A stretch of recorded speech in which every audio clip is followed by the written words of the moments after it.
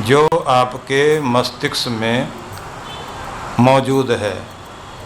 एक आपका limbic system है, एक रेप्टिलियन और एक को नियोकॉर्टेक्स बोलते हैं।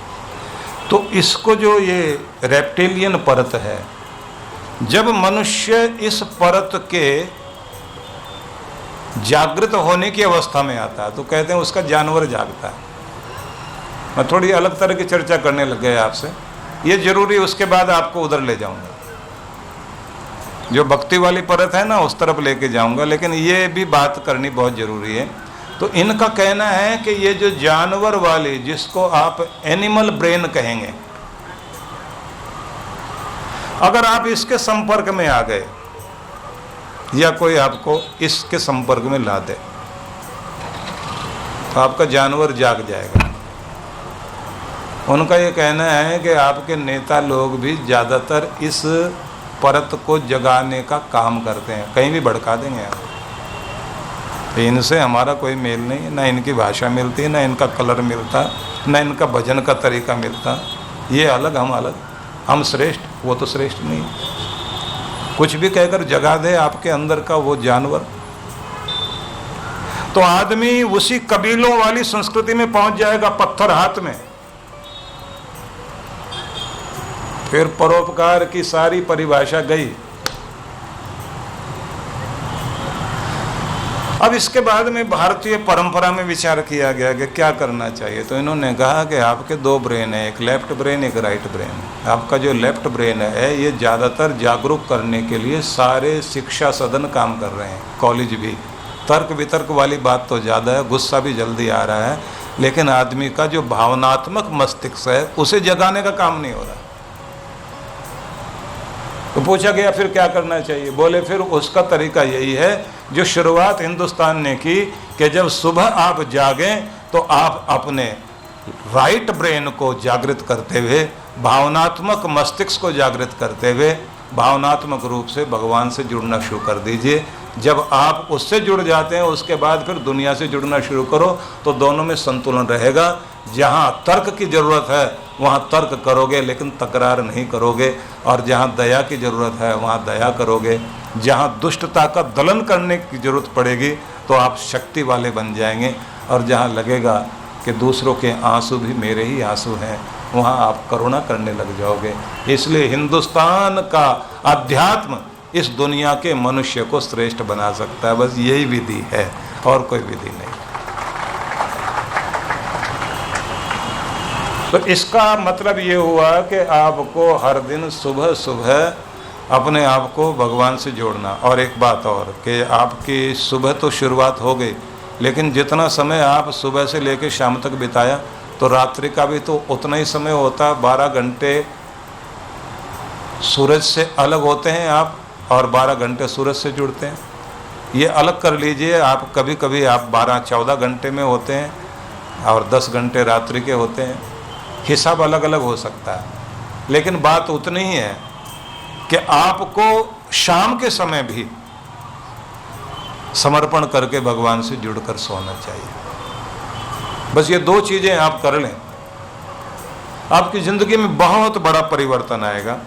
तो उनका ये भी कहना है भारतीय ग्रंथों का, जो आप पूरा सार बता रहा हूँ आपको, कि एक रूप तो हुआ ये, अब दूसरा रूप और, अब इसे भी समझना। आपके अंदर विचार जागते हैं, अच्छे बुरे विचार जागते हैं भावनाओं से। भावना क्रोध की है, भय की है, कोई तरह का डर आपके अंदर जाग रहा है, या प्रेम की भावना जागे। अब ये भावनाएं कैसे जागती हैं? कहते हैं इनका कारण बनता है आपके इंडोक्राइन ग्लैंड्स, मतलब अंतःस्रावी ग्रंथियां। जैसे गले में 2, थायराइड, पैराथायराइड, आपके सीने के बीच में थाइमस, जो 10 साल की उम्र के बाद में धीरे धीरे सूख जाती है, लेकिन शुरुआत में उसकी बहुत ज़रूरत पड़ती है। एड्रिनल, पिट्यूटरी आदि जितनी भी ग्लैंड्स हैं, इनसे जो रस शरीर में जाता है, इंजेक्शन बाद में काम करता है, ये उससे पहले बिजली के करंट की तरह काम करती हैं। और इतने भयंकर ढंग से इनका प्रभाव पड़ता है कि कब आप जानवर बन जाएं और कब आप देवता बन जाएं। इसलिए ये अद्भुत बात है कि इंसान को देवता बनने में भी देर नहीं लगती, दानी बनने में देर नहीं लगती, चोर बनने में भी देर नहीं लगती। अभी करोड़ों का दान कर देगा और हो सकता 5 मिनट के बाद सुई चुरा ले। ये इतना परिवर्तन क्यों? क्यों? हमारे बस में तो है नहीं, सोचते बाद में हो पहले जाता है। कितने भी संकल्प किया कि गुस्सा नहीं करेंगे, गुस्सा करने के बाद में समझ में आता मैंने तो कसम भी खाई हुई थी। फिर आती है अगली बात, आदतें। पहले हम आदतें बनाते हैं, फिर आदतें हमारा जीवन बनाती हैं, व्यक्तित्व बनाती हैं, और फिर हम आदतों के हवाले हो जाते हैं। आदतें जिधर ले जाती हैं फिर उधर की तरफ हम चलने लग जाते हैं। अब इतना तो आपने सुन लिया, तो फिर कहाँ से शुरू करें? सुधार। मतलब ये तो आपने ये देख लिया, पूरे घर में सामान बिखरा पड़ा है, तो कहाँ से ठीक ठाक करना शुरू करें? अब मैं वहीं से शुरू करता हूँ। ये जो मैंने आपको बताया है, इसके बाद की अगली बात बता रहा हूँ। जहाँ से हर दिन का दिन शुरू होता है, या जहाँ से हर दिन की जिंदगी शुरू होती है, सुधार वहीं से शुरू कीजिए। अब मैं धीरे धीरे बोल रहा हूँ जिससे आप पकड़ते चले जाएं बात को। जहाँ से हर दिन आपका जीवन शुरू होता है, आप शुरुआत वहीं से कीजिए। सोने से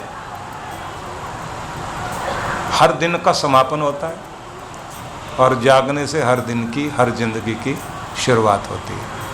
तो आप अपने जागने से अपने अंदर परिवर्तन लाना शुरू करें। मतलब जागे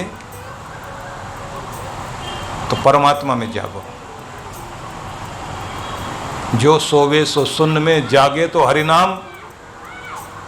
परमात्मा के नाम में जागना सीख जाए और शून्य अवस्था में सोना सीख जाए, मस्तिष्क को खाली करके सोना सीख जाए। तो जागे तो हरि नाम, परमात्मा में जागना सीखिए। मतलब भगवान के नाम से शुरुआत कीजिए, धन्यवाद देते हुए उस सब के लिए, सब कृपाओं के लिए, सब वरदानों के लिए। मेरी झोली में जो भी कुछ है और जो भी मुझे इस दुनिया में प्राप्त हुआ, वो तेरी दया, तेरी कृपा से मैंने सब कुछ पाया। उस सब के लिए धन्यवाद देता हूँ। आज के दिन के लिए, आज के जीवन के लिए, आज के अवसर के लिए, अन्न जन के लिए, अन्न जल के साथ साथ ये जो हृदय धड़क रहा है, ये जो प्राण चल रहे हैं, इस सब के लिए, ये जो आंखें देख रही हैं, ये जो अवसर प्राप्त हुआ, उस सब के लिए भगवान तुझे धन्यवाद देता हूँ। ये सब कहते कहते फिर शुरुआत करना संकल्प लेकर, दिन अच्छा बिताऊंगा। एक एक दिन एक नई जिंदगी है, एक नया जीवन है। एक शाम जीवन का समापन है। एक दिन व्यतीत करना ढंग से, मानो एक पूरी जिंदगी जी लेना है। एक एक जिंदगी, एक एक दिन की पूरी पूरी जिए। और जब आप पूरी पूरी जिंदगी जीना शुरू करते हैं, तो ये बात ध्यान रखिए कि उस स्थिति में एक एक पल से एक एक दिन बनता है, एक एक दिन से सप्ताह, सप्ताह से महीने, महीनों से वर्ष, वर्ष से पूरा जीवन। तो आपको, जिस आदमी को अपने एक पैसे की कद्र करनी आ गई, वो करोड़ों की भी कर लेगा। और जो एक पैसे की भी कद्र करना नहीं जानता, वो करोड़ों की भी कद्र नहीं करेगा। जो एक क्षण की कद्र करेगा, वो जिंदगी भर की कद्र कर सकेगा। इसलिए एक एक पल को संभालना होता है।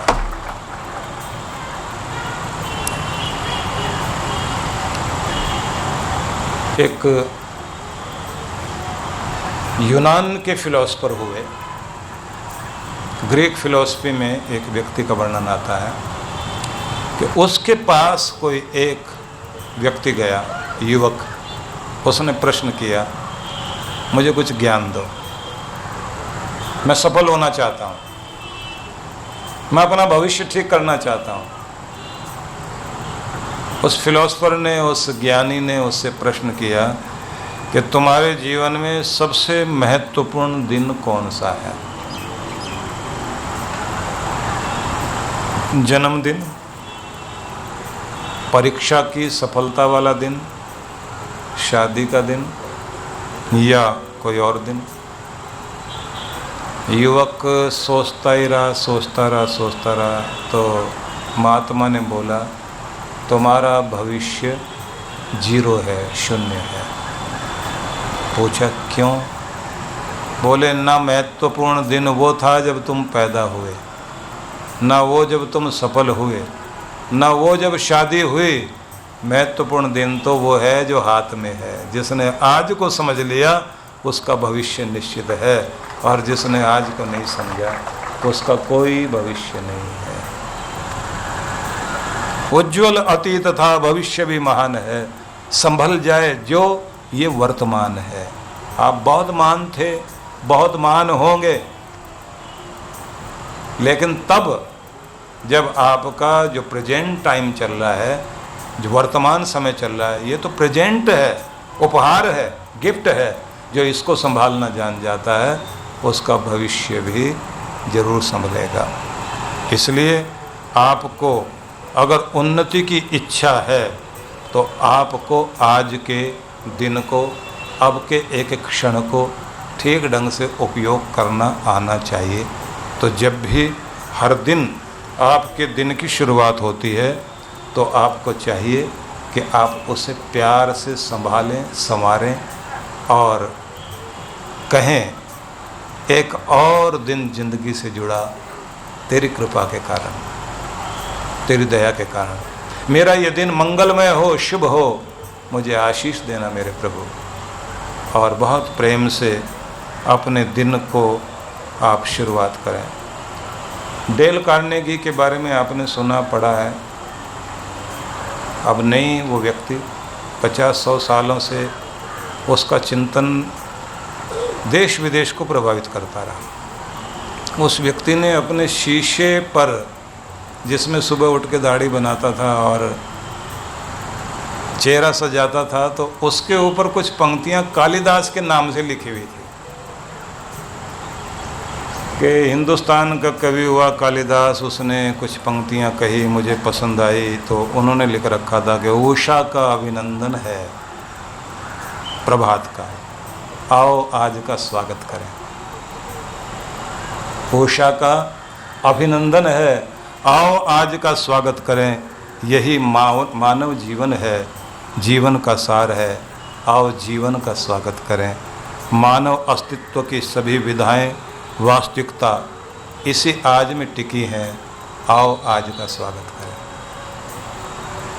इन पंक्तियों को पढ़कर वो कहता था नई जान पड़ गई मुझ में, नया जीवन लौट आया मुझे। मैं भी ये कहूँगा कुछ तो लिखो अपने सामने जिसको देख कर के आप प्रभावित हों। कुछ तो ऐसा होना चाहिए कि जिससे आपको अच्छा लगे। वो कहते थे आज इस दिन में वरदान है, विकास है, आज में ही सिद्धि और वैभव है। भूत सपना था, भविष्य कल्पना है, सुखद स्वप्न सब कल्पना हो सकते हैं। आज के दिन को आशामय बनाओ, आज के दिन में विश्वास जगाओ, आज के क्षण का उपयोग करो, तुम्हारा जीवन महान हो सकता है। वेदों को पढ़ें तो वहाँ क्या लिखा है? माँ श्व उपासित, कल की उपासना मत करो, आज में जी। अद्य जीवानी माश्व, आज में जी, कल में मत जी। आज को संभाल, कल अपने आप संभलेगा। आज को पकड़, कल तुम्हारी पकड़ में आ जाएगी। ये आपके वेदों का संदेश है। इसलिए मैं ये निवेदन करना चाहता हूँ कि शुरुआत कहाँ से करोगे? हर दिन की ज़िंदगी शुरुआत वहाँ से होगी जहाँ से हर रोज़ आप आँख खोलते हैं। और जैसे आप आँख खोलें तो वहीं से आपको ये सब विचार करना चाहिए। और ध्यान रखिए कि आपको सुबह सुबह ये भी सोचना है, भगवान मुझे इस लायक बना, हाथ फैलाने वाला ना बना, मुझे इस लायक बना आखिर तक पांव चलते रहें, मुझे इस योग्य बना कंधे जिम्मेदारियों का बोझ उठाते रहें, मुझे इस योग्य बना अपनी उलझनों को सुलझाने की बुद्धि मुझ में हमेशा बनी रहे, मुझे इस लायक बना मेरा हृदय प्रेम से भरपूर रहे, मुझे इस लायक बना कि मेरी वाणी पर तेरा नाम हर समय चलता रहे, तुझे भूलूं नहीं और तू भी अपने बच्चे को न भूल। इन प्रार्थनाओं से शुरुआत कर। कहते हैं कि किसी महान पुरुष के साथ बैठने के बाद उसका जो ओरा, उसका जो आभा मंडल होता है, वो आपकी ज़िंदगी में एक नया परिवर्तन लाता है। धार्मिक मनोरंजन तो एक अलग चीज़ है, गा लिया बजा लिया नाच कूद के घर चले गए। जिंदगी नाचने लग जाए, एक एक क्षण आनंद उत्सव बन जाए, प्रदर्शन नहीं आत्मदर्शन जहां से मिलता है, बस समझ लेना चाहिए हम सही जगह आ गए। और फिर कुछ भी करें उस जगह को छोड़ो नहीं, पकड़ो और लगातार जिंदगी में उन शब्दों को अमृत समझकर घोलते चले जाओ, आपका जीवन धन्य हो जाए। बहुत आवश्यकता है इस बात की। बाकी रही बात दुनिया की, तो लोग कहते हैं ना कि कौन देता है उम्र भर का सहारा। लोग तो जनांजे में भी कंधे बदलते हैं। मतलब किसी को अगर अर्थियां लेकर भी चलें, किसी की अर्थी लेकर भी चलें तो भी थोड़ी देर के बाद कंधा बदलते हैं, मन बदलता है, स्थितियां बदलती हैं। अब तो वो युग है कि कोई भी कंधा देने की स्थिति में है ही नहीं, गाड़ी में लाद के ले जाते हैं। दूर खड़े होकर वहीं से हाथ जोड़ लेते हैं। बड़ा विचित्र लगता है देखकर, युग बदल दिया लोगों ने खुद ही। सतयुग में और कलयुग में कोई अंतर नहीं है, आदमी की विचारधारा में ही अंतर आया, इसलिए कलयुग हो गया है, सतयुग हो गया है। विचारधारा बदले तो सतयुग आने में देर नहीं लगती। जिनके घरों में अच्छे विचार रोज चल रहे हैं उनके घर में आज भी सतयुग है, सारे इकट्ठे बैठ के खाते हैं। बाकी तो दुनिया धोखे दे रही है। एक आदमी थे हमारे जैसे कवि हैं ना, हमारे भाटी जी, तो ये वैसे हास्य कवि हैं लेकिन ये भावनात्मक कवि भी हैं। मुझे तो बाद में पता लगा ये हास्य कवि हैं। और हास्य कवि जब कोई बात करते हैं तो उनका ढंग अलग ही होता है। एक सज्जन बोले, मैंने हमेशा जिंदगी में धोखे ही खाए हैं, मैंने हमेशा जिंदगी में धोखे ही खाए हैं। अंगूर, आम, सेब, चीकू, चेरी धोखे ही खाए हैं, आप भी धोखे ही खाना है। तो इन लोगों का जो अंदाज होता है ना कहने का, वो बहुत अलग तरह का होता है। एक वही शब्द है जो आपके चेहरे पर मुस्कुराहट दे जाए, एक वही शब्द है जो आपके दर्द को भी उभारता है। तो निवेदन ये है कि ये दुनिया तो साथ नहीं देती, साथ देगा तो आपका मालिक ही देगा। इसलिए मैं एक बात पिछली बार आपको सुना रहा था, उसे दोहराना चाहता हूँ। ज़रूरी है कि सुनने की आदत डालो, आलोचकों की कमी नहीं, मुस्कराने की आदत डालो, ताने देने वालों की कमी नहीं। मुस्कराने की आदत डालो, ताने देने वालों की कमी नहीं, आगे बढ़ने की आदत बना लो, पीछे खींचने वालों की कमी नहीं है। विनम्र और शांत बने रहने की आदत डालो, भड़काने वालों की कमी नहीं है। सृजन करने की आदत डालो, तोड़ फाड़ करने वालों की कमी नहीं है। विकास की आदत डालो, विनाश करने वालों की दुनिया में कमी नहीं है। हर पल धन्यवाद देने की आदत डालो। एहसान फरामोशों की दुनिया में कमी नहीं है। हंसने और मुस्कराने की आदत डालो। जी जलाने वालों की कमी नहीं है। अपने सद्गुरु के वफादार बनो। बिना पेंदी के लुढ़कने वालों की दुनिया में कमी नहीं है। इसलिए वही शब्द मैं फिर आज आपको दोहरा रहा हूँ कि दुनिया बहुत अलग तरह की है, लेकिन आपको भीड़ का हिस्सा नहीं बनना। आप भेड़ बकरियों की ज़िंदगी नहीं जिएंगे, आपको अपनी तरह का जीवन जीना है। और ये ध्यान रखिए, वो हमारे गुरुधाम, आनंद धाम, ये सब तीर्थ धाम वही हमारे लिए महत्वपूर्ण है। हमें हर पल कोशिश करनी चाहिए गुरु के निकट रहें, अपने इष्ट देव के निकट रहें, अपने बड़ों के निकट रहें। बाकी तो आजकल भी 4 धाम हैं।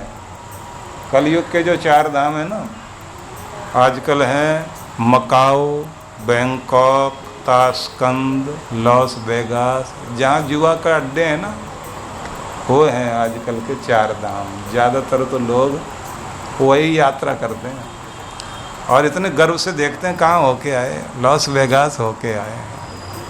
कुछ जीते भी या नहीं, बोले नहीं मज़ा बहुत आया, बाकी हाँ 10-20 लाख फूक गए तो कोई बात नहीं।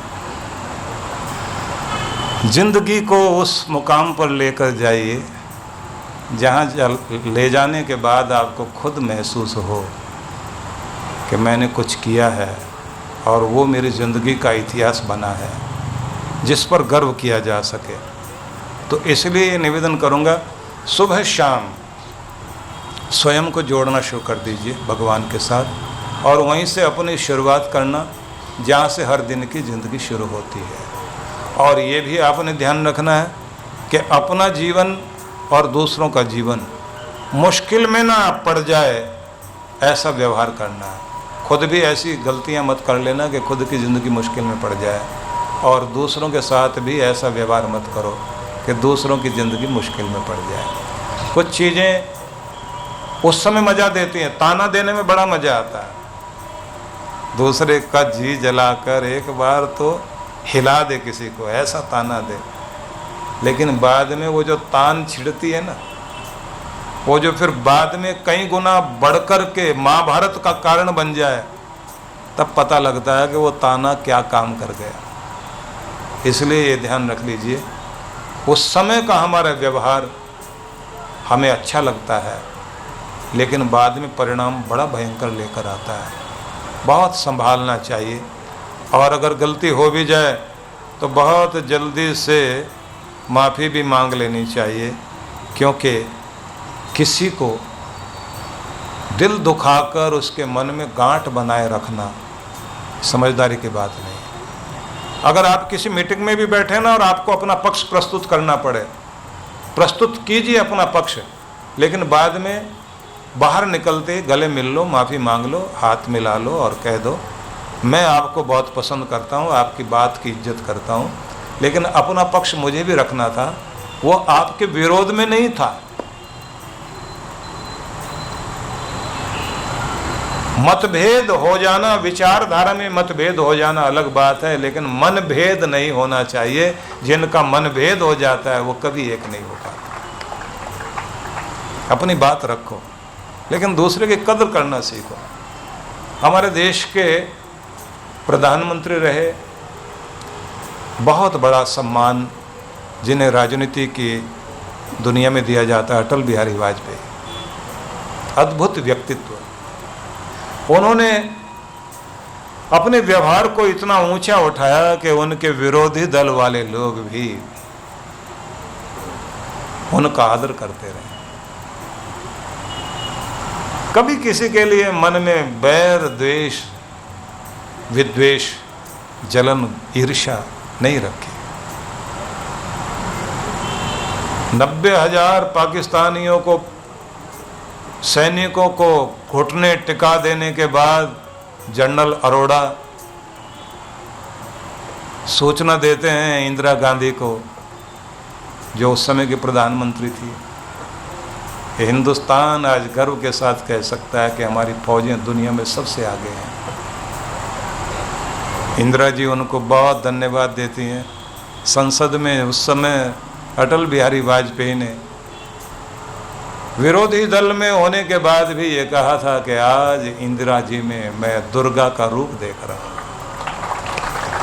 ये सम्मान कर पाना, विरोधी दल का मतलब ये हर समय विरोध करना। हालांकि विषयांतर ना हो, हम सिर्फ ये बताना चाहता हूँ कि राजनीति में नीति तो आजकल दिखाई नहीं देती, हर समय कूटनीति, उठा पटक एक दूसरे को, और हम अपने जीवन को इसलिए प्रभावित कर बैठते हैं उस चीज़ से क्योंकि टीवी खोलो तो सामने वही, अखबार पढ़ो तो सामने वही।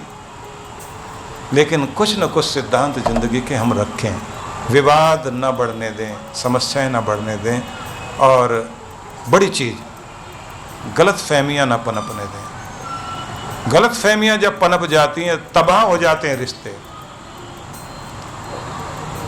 कहते हैं ना कि दोस्ती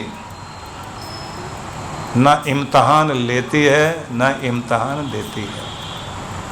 हरिवंश राय बच्चन की पंक्तियां हैं ये। दोस्ती न कभी इम्तहान लेती है न कभी इम्तहान देती है। दोस्ती वो है जो बारिश में भी भीगे चेहरे पर बहने वाले आंसुओं को पहचान लेती है।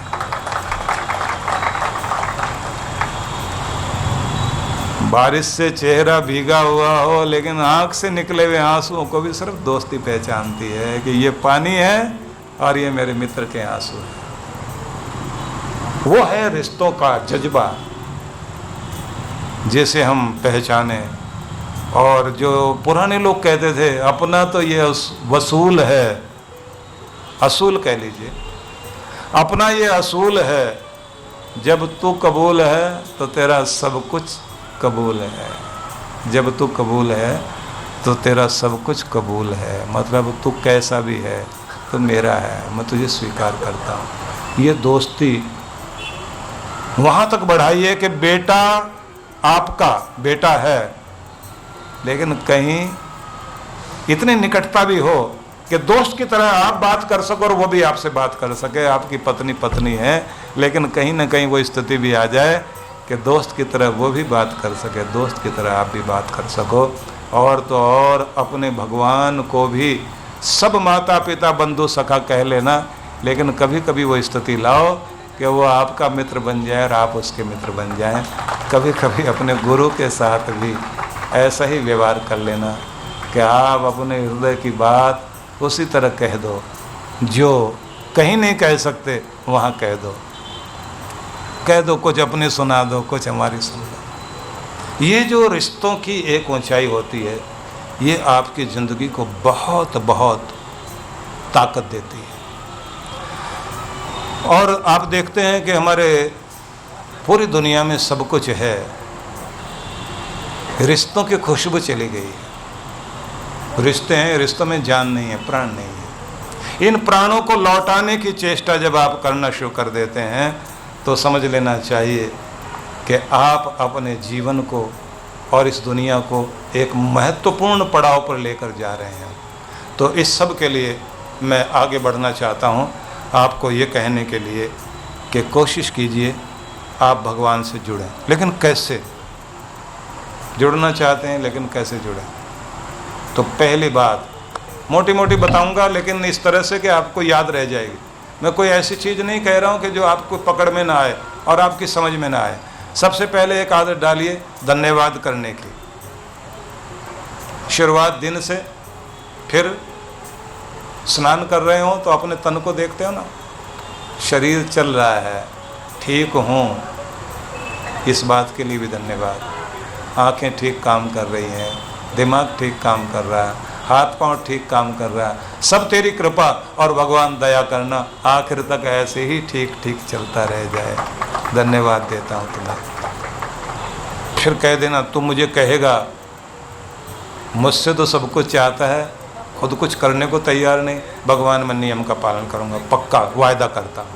व्यायाम भी करूँगा, ठीक से खाऊँगा पीऊँगा, अच्छे से सोऊंगा भी और खुश भी रहूँगा। थोड़े में ही खुश रहने की कोशिश करूँगा, ज़्यादा के चक्कर में नहीं पड़ूँगा। बस तो दया करना, बात करो उससे धन्यवाद देते हुए। भोजन हाथ में आए, धन्यवाद करिए, तेरी कृपा से ये भोजन मिला, इस पर आशीर्वाद की मेहर भरी दृष्टि डाल, अमृत बना भगवान से, जीवनी शक्ति दे मुझे, ऊंचे विचार दे मुझे, और तेरा प्यारा भक्त बनने का मौका दे मुझे। धन्यवाद करता हूँ प्रभु। ऐसे भोजन के समय, यहाँ तक कि आप अपने ऑफिस में, दुकान में, बिजनेस वाली जगह में जाओ, वहाँ भी बैठ कर कह देना। कितने लोग हैं जिनके पास दुकान नहीं है, ऑफिस में हो, अपने नौकरी करते हो तो कह देना।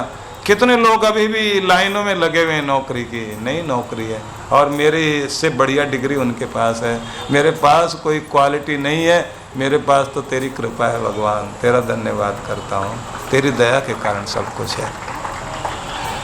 एक अच्छे घर के लिए धन्यवाद देना, अच्छे परिवार के लिए धन्यवाद देना, जो कुछ है उस सब के लिए धन्यवाद देना, अच्छी नींद के लिए धन्यवाद देना, कुछ घटनाएं जो जीवन में शिक्षा देने के लिए आई उनके लिए भी धन्यवाद कर लेना। तो आपकी शुरुआत हर दिन की, हर कर्म की धन्यवाद से जुड़ जाए, याद रह जाएगा। अब अगली बात करते हैं कि कुछ और जो मैं आपको सुना रहा हूँ उसे आप ध्यान से सुने, लेकिन इस बात को ध्यान में रखकर जिंदगी बहुत कुछ सिखाती है, कभी हंसाती है, कभी रुलाती है, पर जो हर हाल में खुश रहते हैं जिंदगी उनके आगे सिर झुकाती है। इसलिए हमेशा खुश रहिए, शुक्र मनाइए, धन्यवाद दीजिए। जिंदगी गुनगुनाएगी आपके साथ, जिंदगी सिर झुकाएगी आपके सामने। तो धन्यवाद देने की आदत डालें, नया बनने की आदत डालें। होते हुए परिवर्तनों को देखकर अगर अच्छा नहीं है, कोई बदलाव ज़िंदगी में ऐसा आ गया, तो मान लेना पहले वाले पल नहीं रहे तो ये भी नहीं रहेगा, बदलाव आएगा, स्थितियाँ बदलेंगी, सब अच्छा होगा और हर चीज़ का आनंद लेते हुए चलना है। और मेरा हाथ मेरे भगवान ने पकड़ रखा है, उसने अब तक संभाला, आगे भी संभालेगा, अब आगे भी देगा। अब तक लाज रखी है तो आगे भी लाज रखेगा। मैं तो उसी के सहारे से टिका हुआ हूँ, उसका धन्यवाद करता हूँ। तो इस स्थिति में आप देखेंगे आपका जीवन एक बहुत प्यारा और बहुत अच्छा होगा। लेकिन एक बात ज़रूर ध्यान रख लीजिए, जैसे हम लोग कहते हैं कि आत्मदर्शन को महत्व दें, प्रदर्शन को नहीं।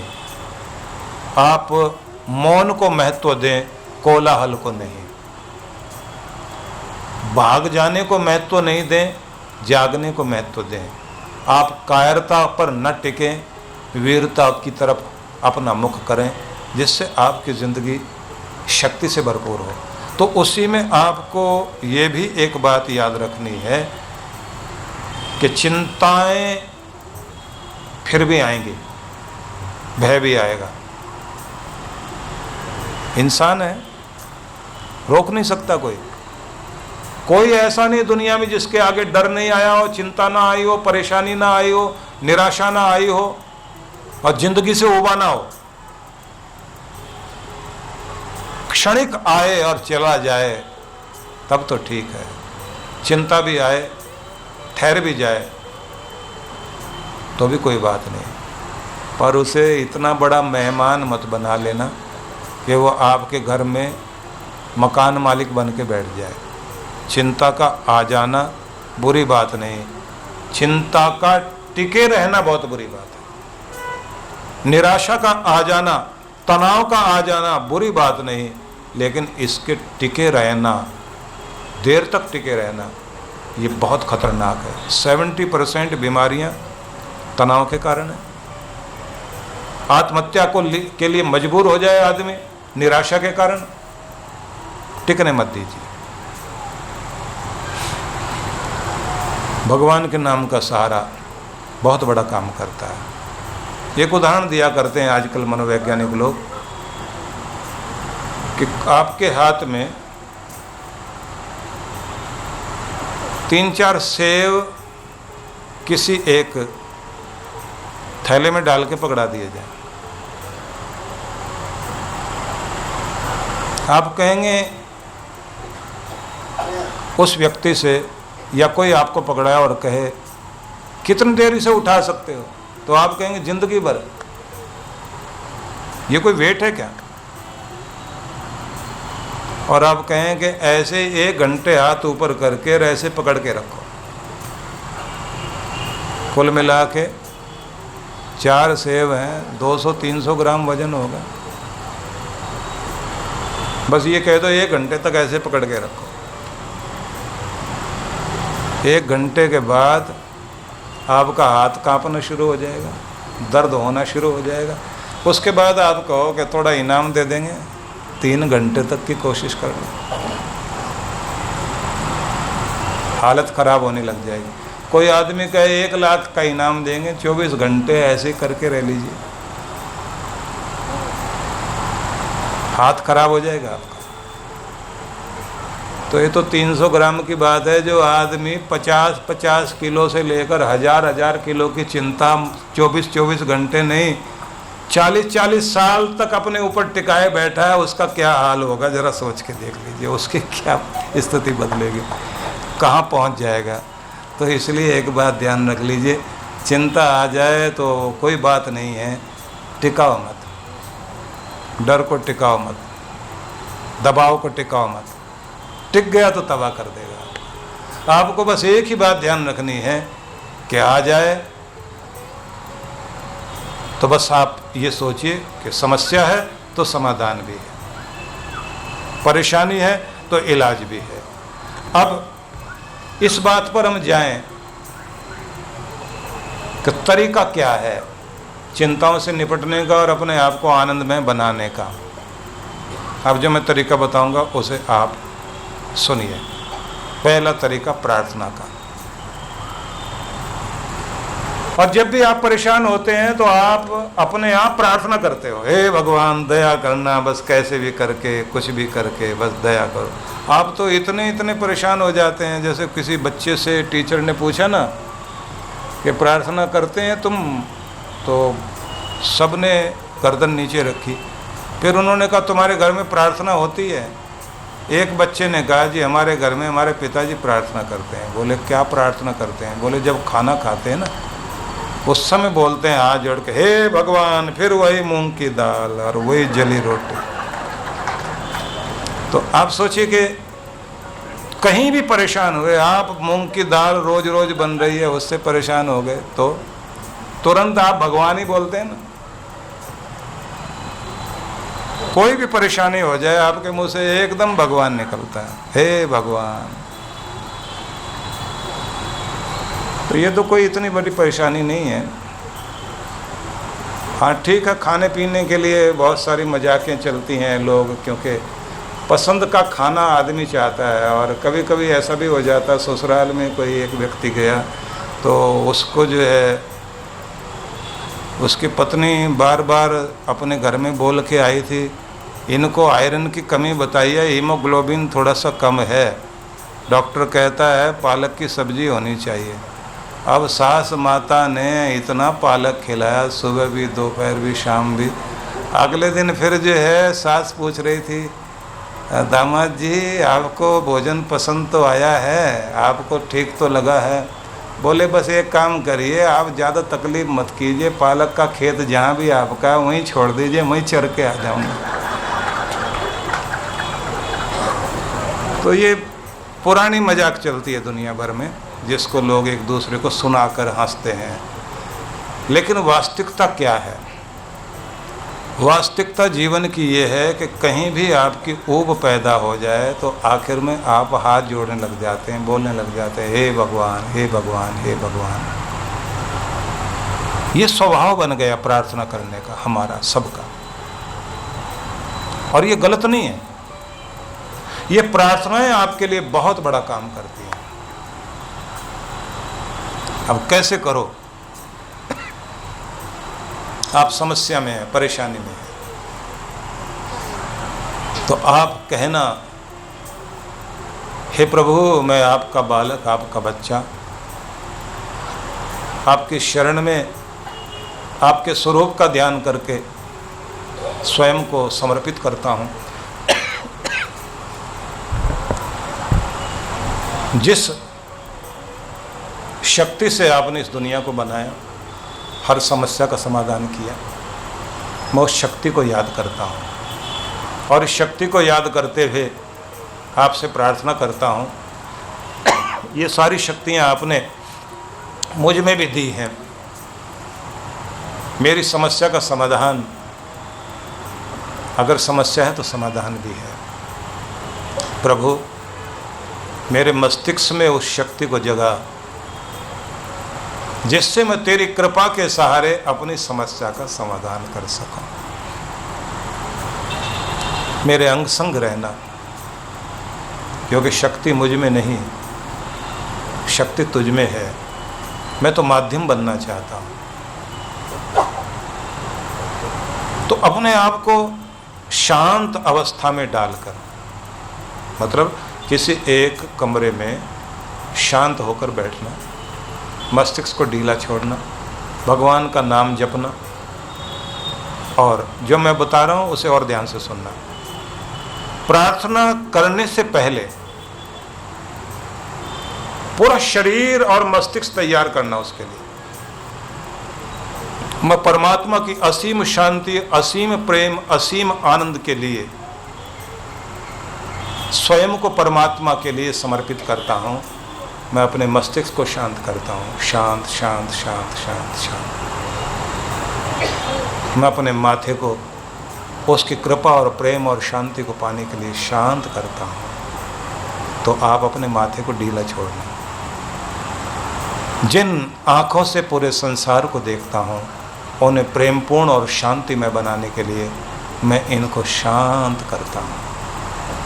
ऐसे करते हुए पूरे शरीर तक, पाँव की उंगली तक जाना।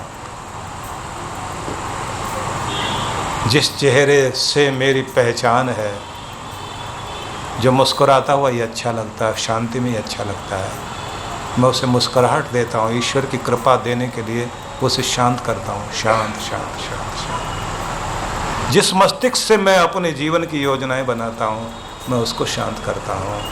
और जिस गर्दन पर मेरा मस्तिष्क टिका हुआ है और जो मेरा स्वर यंत्र है, मैं उसे मधुरता और शांति देने के लिए शांत करता हूँ।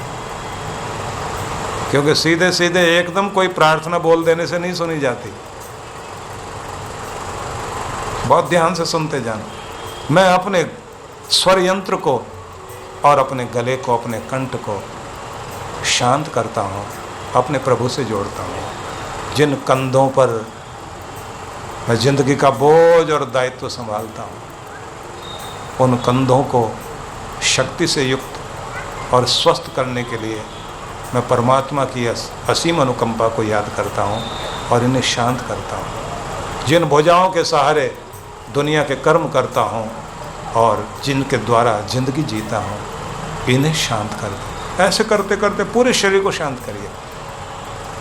मैं पूरा नहीं बोल रहा हूँ, आगे आप अपनी तरफ से बोलना, ऐसे ही जोड़ के, अपने शब्दों से जोड़कर बोलना। इतना उदाहरण देने के बाद आगे तो आप मिला लोगे, ताल में ताल मिला लोगे। ऐसे पूरा करते करते आखिर में उस छोटी उंगली पर पहुंचना, पांव की, जिसका महत्व नहीं दिखाई देता लेकिन महत्व है, जो मेरे जीवन का अंग है, मेरे जीवन प्रदेश का एक भाग है। मैं उसे भी शांत अवस्था में देखना चाहता हूँ। और ऐसे शांत करते हुए मैं प्रेमपूर्ण हूँ, मैं शांति से युक्त हूँ, मैं आनंदमय हूँ, मैं अपने प्रभु की शरण में हूँ। अपने प्रभु के समक्ष अपने आप को जोड़ते हुए उसका नाम जपना चाहता हूँ। ओम नमः शिवाय, ओम नमः शिवाय। श्री राम श्री राम श्री राम। ओम नमो भगवते वासुदेवाय। जो भी आप जपते हो, बस उसे आप जपना शुरू करिए।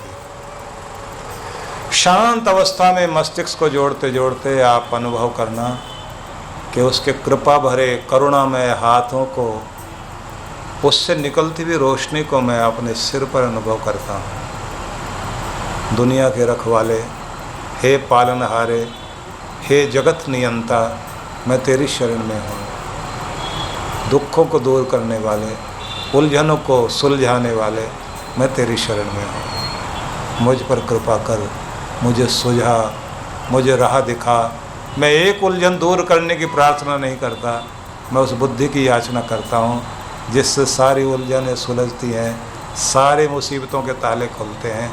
मैं सुबुद्धि की याचना करता हूँ, उस समझ को चाहता हूँ जिससे सब कृपा होती है। ऐसे प्रार्थना करना। और आखिर में जब आप शांति शांति बोलते हैं, दूसरे लोग आमीन बोलते हैं, आमीन बोलते हैं, आप शांति बोलते हैं, शांति